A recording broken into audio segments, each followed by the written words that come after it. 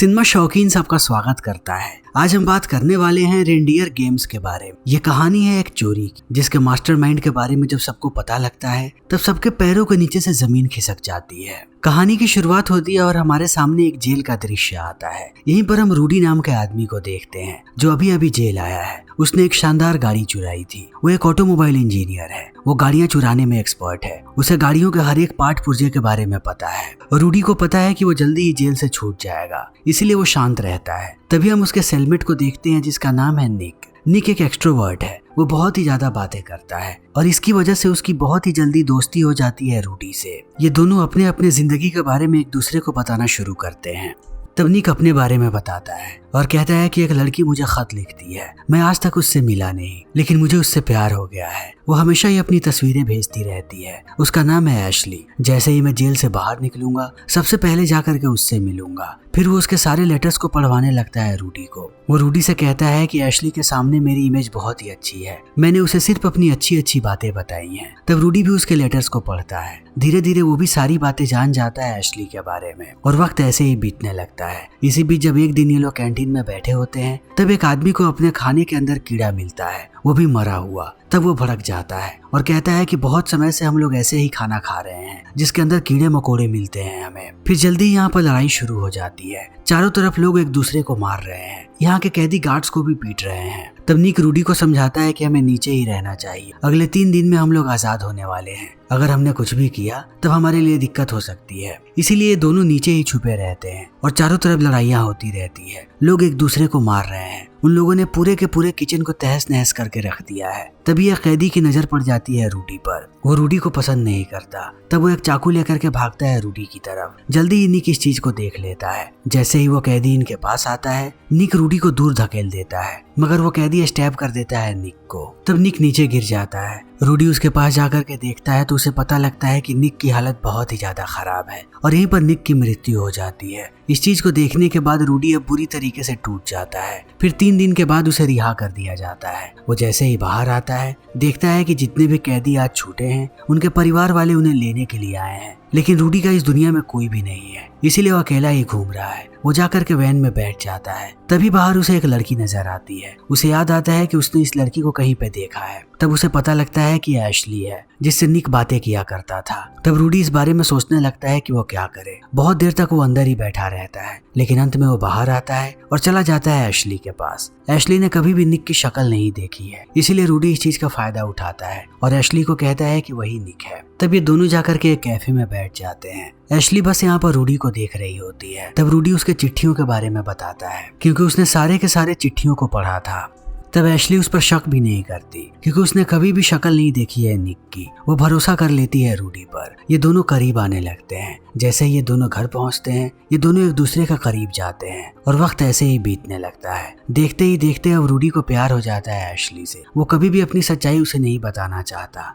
फिर वो अपने सारे आईडी कार्ड्स को फ्लश कर देता है ताकि उसकी पहचान मिट जाए और कभी भी एशली को सच्चाई ना पता चले। अब ये दोनों ऐसे ही साथ रहना शुरू कर देते हैं और वक्त ऐसे ही बीतने लगता है, मगर इनकी खुशियां ज्यादा दिनों तक नहीं टिक पाती। जैसे ही एक दिन ये लोग शॉपिंग से घर पे वापस आते हैं ये देखते हैं कि इनके घर के अंदर कुछ लोग हैं। सबके हाथों में हथियार है जो इन दोनों को पकड़ लेते हैं। वो रूडी को पीटते हैं और इन दोनों को बैठा लेते हैं एक बड़े से ट्रक में और लेकर के जाते हैं शहर से बाहर। तब हम इनके मुखिया को देखते हैं जिसका नाम है गैब्रियल। गैब्रियल एशली का भाई है। वो कहता है कि मुझे बहुत पहले पता लग गया था तुम दोनों के रिलेशन के बारे में। तब मैंने निक की चिट्ठियां पढ़ी। चिट्ठियों से मुझे पता लगा कि वो पहले हेड ऑफ द सिक्योरिटी था, वो भी एक कसीनो में, यानी कि उसे कसीनो के बारे में सारी चीजें पता है। वहाँ का पूरा ब्लूप्रिंट उसके दिमाग में है। गैब्रियल को लग रहा है कि रूडी ही निक है। वो उसे कहता है कि तुमने हर एक चिट्ठी में कसीनो का जिक्र किया है। तुमने एक जगह पर यह भी लिखा है कि कसीनो की सिक्योरिटी बहुत ही कमजोर होती है छुट्टियों के वक्त और उनके पास लोग भी कम होते हैं। तब इन सारी चीजों को पढ़ने के बाद मैंने एक प्लान बनाया कि इस क्रिसमस पर हम कसीनो को लूटेंगे और इस काम में तुम मेरी मदद करोगे। जैसे ही रूडी इन बातों को सुनता है वो डर जाता है, क्योंकि वो दोबारा जेल नहीं जाना चाहता। उसे पता है कि जेल की जिंदगी कैसी है। तब वो निश्चय करता है कि वो पूरी सच्चाई बता देगा गैब्रियल को। वो गैब्रियल को कहता है कि मैं निक नहीं हूँ, निक मेरा सेलमेट था। मेरे रिहा होने से 3 दिन पहले निक को मार दिया गया। निक की मौत हो गई उस जेल में। लेकिन जैसे ही मैं बाहर आया मैंने एशली को देखा और मुझे एशली से प्यार हो गया। तब मैंने उसे झूठ बोला कि मैं निक हूँ, मुझे कुछ भी नहीं पता कसिनो के बारे में। लेकिन इन बातों को सुनने के बाद गैब्रियल को भरोसा नहीं होता। वो कहता है कि अगर तुम निक नहीं हो, कोई और हो, तो अपनी आईडी कार्ड हमें दिखाओ, तब मैं भरोसा कर लूंगा तुम पे। लेकिन रूडी के पास अब कोई भी आईडी कार्ड नहीं है। तब वो सोच में पड़ जाता है और गैब्रियल को लगने लगता है कि ये आदमी झूठ बोल रहा है। एशली को भी लगता है कि रूडी झूठ बोल रहा है इन लोगों से बचने के लिए। तब वो उसे लेकर के जाती है साइड और कहती है कि मेरा भाई बहुत ही खतरनाक आदमी है, वो किसी की भी नहीं सुनेगा, मेरी भी नहीं, तो तुम्हें उनकी मदद करनी पड़ेगी। बहाने बनाना बंद करो, अगर तुमने उनकी मदद की तभी हम दोनों साथ रह पाएंगे, वरना मेरा भाई मुझे भी जिंदा नहीं छोड़ेगा। तब इन बातों को सुनने के बाद रूडी मान जाता है और ये लोग बाहर जाकर के बैठ जाते हैं। तब गैब्रियल एक ब्लूप्रिंट देता है रूडी को और कहता है कि ये ग्राउंड फ्लोर का ब्लूप्रिंट है, तुमने वहाँ पर बहुत दिनों तक काम किया है, अब मुझे फर्स्ट फ्लोर का ब्लूप्रिंट बना करके दिखाओ और उस जगह के बारे में बताओ जहाँ पर वो वोल्ट है, जहाँ से हम सारे पैसों को लूटेंगे। तब रूडी इस ब्लूप्रिंट को देखने लगता है। उसने जिंदगी में कभी भी किसी भी कसिनो में कदम नहीं रखा है, उसे कुछ भी समझ में नहीं आ रहा। तब वो बहाने बनाने लगता है, कहता है कि जहाँ तक मुझे याद है ये कसिनो बिल्कुल भी ऐसा नहीं था। मुझे लगता है कि जब मैं जेल में था तब इस कसिनो की रिनोवेशन हुई है, इसीलिए मुझे कुछ भी समझ में नहीं आ रहा कि ये कौन सी जगह है, शायद सारी की सारी चीजें बदल चुकी होंगी। तब इन बातों को सुनने के बाद गैब्रियल गुस्सा हो जाता है और कहता है कि जब तुम्हें कुछ पता ही नहीं है इसका मतलब तुम हमारे किसी भी काम के नहीं हो। इतना कहते ही वो अपने आदमी को इशारा करता है कि वो लोग रूडी को मार दें। जब रूडी इस चीज को देखता है तब कहता है कि मैं खुद कसिनो जाऊंगा और जाकर के वहां पर देखूंगा कि कौन कौन सी चीजें बदली हैं, तभी मैं ब्लूप्रिंट बना पाऊंगा, मुझे थोड़ा वक्त चाहिए, मैं जरूर तुम्हारी मदद करूंगा। तब गैब्रियल भी मान जाता है। अगले दिन ये लोग अपने वेशभूषा को बदलते हैं और जाने लगते हैं कसिनो की तरफ। इन लोगों ने काउबॉय के कपड़े पहन रखे हैं, सारे लोग एक साथ हैं। इन लोगों ने रूडी को भी अलग कपड़े पहनाए हैं। थोड़ी देर के बाद ये लोग पहुंच जाते हैं कसिनो के पास।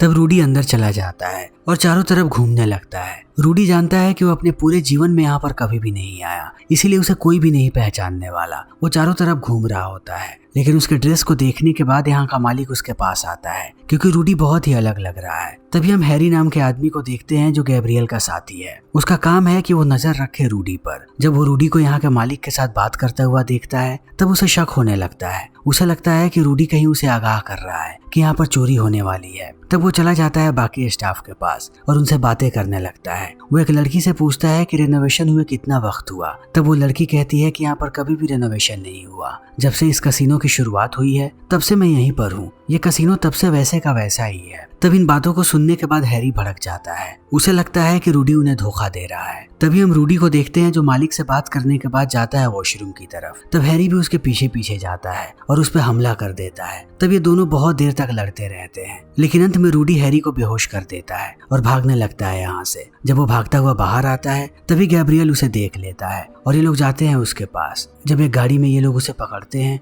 तब उन्हें पता लगता है कि रूडी ने चालाकी की है, उसने अपने कपड़े बदल लिए हैं इस आदमी के साथ। तभी दूसरी तरफ हम रूडी को देखते हैं जो कसिनो के पीछे से भाग रहा है। तब एशली भी उसे देख लेती है और बाकी लोग भी समझ जाते हैं कि रूडी उन्हें धोखा दे रहा है। सारे लोग अपने अपने हथियारों को निकालने लगते हैं और भागने लगते हैं रूडी के पीछे। ये लोग भागते हुए जाते हैं जंगल में उसके पीछे पीछे। तब रूडी जंगल से बाहर निकल जाता है और भागने लगता है बर्फीले चट्टानों पर। तब गैब्रियल उसको देखता है और अपनी बंदूक निकाल लेता है उसे मारने के लिए, लेकिन वो गोली चलाता उससे पहले एशली उस पर कूद जाती है ताकि वो रूडी को गोली ना मार सके। फिर ये दोनों नीचे गिरने लगते हैं। जैसे ही रूडी इस चीज को देखता है वो आश्चर्यचकित रह जाता है कि एशली उससे कितना ज्यादा प्यार करती है। उसकी जान बचाने के लिए उसने अपनी भी जान की परवाह नहीं की। तब वो भागता हुआ जाता है एशली के पास, उसका हाथ पकड़ता है और लेकर के भागने लगता है। लेकिन अब भागते हुए ये लोग चले आते हैं फ्रोजन लेक पर। तभी गैब्रियल गोली चलाता है और नीचे की चट्टान टूट जाती है और एक होल बन जाता है। फिर एशली उसी होल के अंदर गिर जाती है और डूबने लगती है। जब रूडी उसे देखता है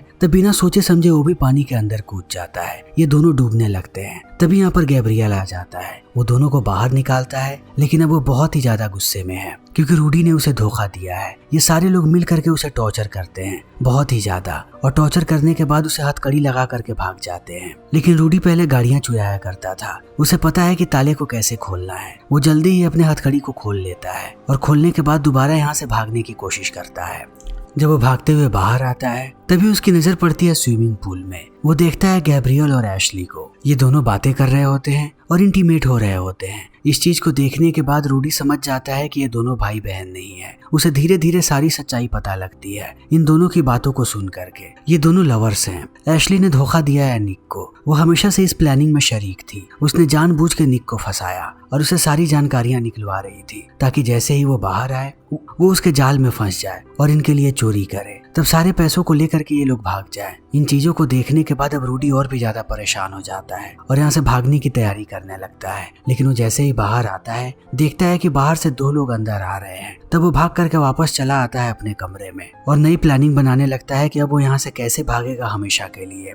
वो जानता है कि जल्दी ही गैब्रियल उसके पास आएगा और नक्शा मांगेगा। फिर वो एक नक्शा बनाता है ताकि वो गैब्रियल का भरोसा जीत सके और उसे प्लानिंग भी बताता है कि ये लोग कैसे क्रिसमस के दिन चोरी कर सकते हैं। तब गैब्रियल खुश हो जाता है। उसे लगता है कि रूडी उनकी मदद करने वाला है। जैसे ही रूडी देखता है कि गैब्रियल को उस पर भरोसा हो गया तब वो कहता है कि अब मुझे भी एक बंदूक चाहिए।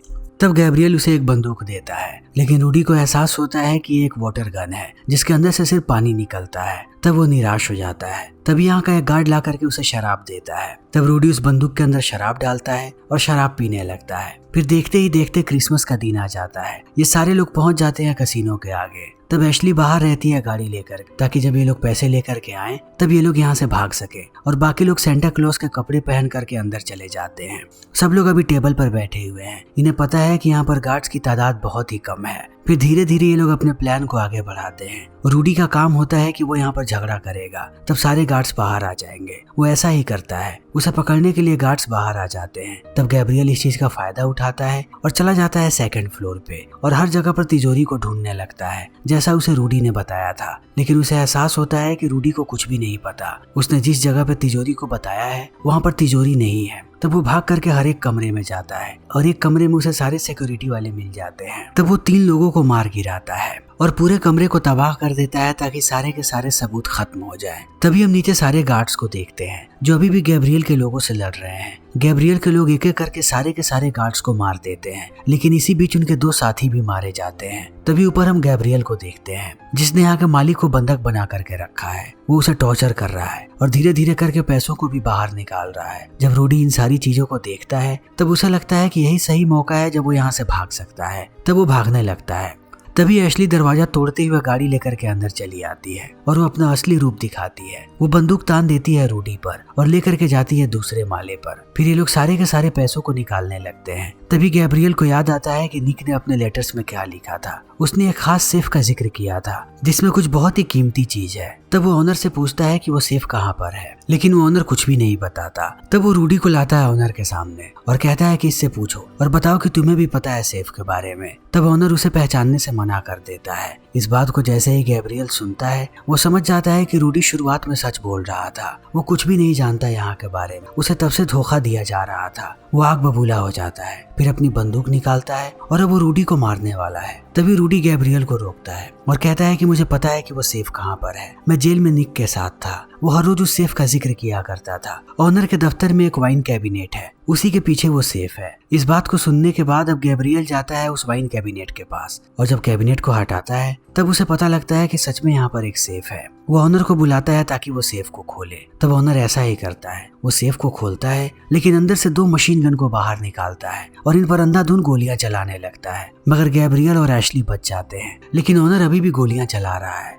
फिर एशली और गैब्रियल यहाँ से भाग जाते हैं। उन्हें भागता हुआ देखने के बाद ऑनर भी यहाँ से भाग जाता है। तभी हम रूडी को देखते हैं। उसे हैरी ने पकड़ रखा है। ये दोनों बहुत देर तक लड़ते रहते हैं, लेकिन अंत में रूडी एक बंदूक उठा लेता है और बंदूक को तान देता है हैरी पे। तब उसे एहसास होता है कि ये पानी वाली बंदूक है जिसमें उसने शराब भर के रखा है। इस चीज को देखते ही अब हैरी हंसने लगता है और वो एक सिगरेट और लाइटर बाहर निकालता है और सिगरेट को जलाने की कोशिश करने लगता है। जैसे ही रूडी इस चीज को देखता है वो समझ जाता है उसे क्या करना है। वो आग के ऊपर शराब को फेंकता है। तब हैरी के पूरे शरीर में आग लग जाती है। वहीं दूसरी तरफ हम ऑनर को देखते हैं जो अभी भी एशली और गैब्रियल के पीछे है। उन पर अंधाधुंध गोलियां चला रहा है। इसी बीच गैब्रियल को मौका मिल जाता है गोली चलाने का। वो ऑनर को मार गिराता है और उसे मार के वापस आता है रूडी के पास। ये लोग उस पर बंदूक तानते हैं और बंद कर देते हैं ले जा करके अपने गाड़ी की डिक्की में और ट्रक को लेकर के आते हैं एक सुनसान जगह पे। फिर वो रूडी को बाहर निकालते हैं और पूरे के पूरे गाड़ी पर पेट्रोल छिड़क देते हैं। ये लोग रूडी को उसी गाड़ी के अंदर डालने वाले हैं और पहाड़ से नीचे फेंकने वाले हैं ताकि पुलिस वालों को लगे कि जिसने चोरी की थी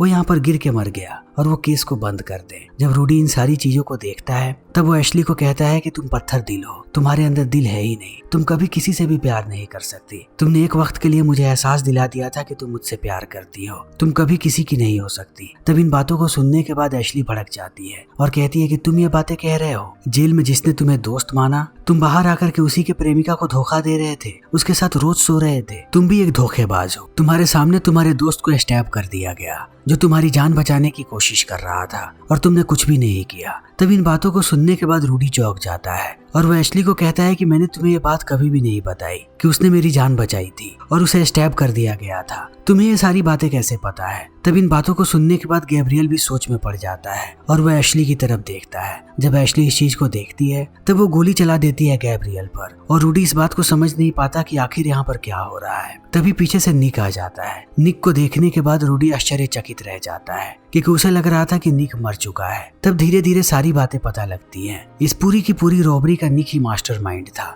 निक और एशली एक दूसरे को बहुत पहले से जानते थे। एशली का असली नाम है बिली जो निक की गर्लफ्रेंड है। निक जब जेल गया था उससे पहले ही उसने प्लानिंग कर ली थी। जैसे ही उसने रूडी को देखा उसने अपने प्लानिंग को अंजाम देना शुरू कर दिया। उसने रूडी को जानबूझकर सारी बातें बताई और जेल में मरने का नाटक भी किया ताकि रूडी बाहर आए और एशली उसे अपने प्यार के झांसे में फंसा ले और वो एक डाइवर्जन क्रिएट करे और रूडी और गैब्रियल सारे लोग मिल करके चोरी करें। तब निक और एशली सबको मारेंगे और सारा का सारा पैसा इनका हो जाएगा। किसी को भी इनके बारे में कुछ भी पता नहीं चलेगा। इनका रिस्क भी सबसे कम होगा। इन सारी बातों को बताने के बाद निक कहता है कि अब सारा पैसा हमारा होगा और हम ऐश की जिंदगी बिताएंगे, हमारे पीछे कोई भी नहीं आएगा। इतना कहने के बाद वो रूडी को ले जाता है कार के अंदर। कहता है कि दोस्त तुम्हें अभी भी मरना पड़ेगा। वो उसके हाथों को बांध देता है स्टीयरिंग में। गाड़ी के ऊपर तेल छिड़क दिया गया है। एशली बाहर एक मशाल लेकर के खड़ी है ताकि वो गाड़ी में आग लगा दे। अब निक उसके हाथों को बांध करके बाहर आ जाता है लेकिन उसे पता नहीं है कि रूडी एक शानदार चोर है। वो पहले अपने हाथों को खोलता है फिर गाड़ी को स्टार्ट कर देता है। जैसे ही गाड़ी में आग लगती है वो गाड़ी को डालता है रिवर्स गियर में और गाड़ी से आकर के ठोक देता है निक को। निक यहीं पर अपाहिज हो जाता है। तब वो गाड़ी को लेकर के आता है आगे। एशली उसके सामने ही है। वो एशली को गाड़ी से ठोक देता है और कूद जाता है गाड़ी से बाहर। तब गाड़ी और एशली दोनों के दोनों नीचे गिर जाते हैं खाई में। तब रूडी वापस आता है निक के पास। निक उससे मदद मांग रहा है कि वो उसकी मदद करे। वो अभी भी ट्रक के अंदर है लेकिन रूडी ट्रक का दरवाजा बंद कर देता है और ट्रक को भी धकेल करके गिरा देता है खाई के नीचे। अब सिर्फ रूडी ही जिंदा बचा है। उसके सामने बहुत सारे पैसे पड़े हैं। वो उन सारे पैसों को उठाता है और वापस चला आता है अपने शहर। सारे लोगों के मेल बॉक्स के अंदर वो पैसे भरने लगता है क्रिसमस गिफ्ट के तौर पर। सारे पैसों को बांटने के बाद वो आता है अपने पुराने घर और अपने परिवार के साथ एंजॉय करने लगता है क्रिसमस को। फिर इसी के साथ ये फिल्म यहीं पर खत्म हो जाती है। तो दोस्तों हमारी आज की ये वीडियो यहीं पर खत्म होती है। अगर आपको हमारी ये वीडियो पसंद आई हो तो इसे लाइक करें, शेयर करें और चैनल को सब्सक्राइब करें। Thank you.